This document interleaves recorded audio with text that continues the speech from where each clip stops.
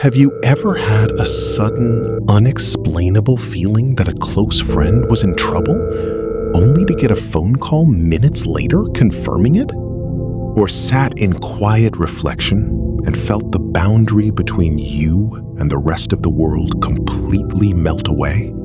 For thousands of years, spiritual traditions have taught that separation is an illusion. But today, modern physics is catching up to the mystics through a mind-bending phenomenon called quantum entanglement. Albert Einstein famously brushed it off, calling it spooky action at a distance. But decades of real-world experiments have proven it's completely real. Simply put, quantum entanglement happens when two subatomic particles become deeply intertwined. Once they're linked, whatever happens to one instantly dictates what happens to the other, even if they are on opposite sides of the universe. There is no delay, no signal traveling between them. They defy the ultimate speed limit, the speed of light. It tells us that at the deepest layer of reality, space and time don't actually separate us. Now look at spirituality. From Eastern philosophies to indigenous wisdom, sages have spent millennia calling the physical world an illusion of separation. They argued we only feel isolated because our physical senses trick us. But quantum mechanics is hinting at the exact same truth. At the absolute foundation of reality, things can be entirely unified without needing to be physically next to each other.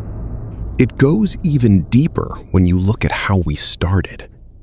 According to the Big Bang Theory, everything in existence today, the carbon in your body, the iron in your blood, the stars above, was once compressed into a single, infinitely small point before expanding outward. Because everything was physically one at the birth of time, you could argue that the entire universe remains fundamentally entangled.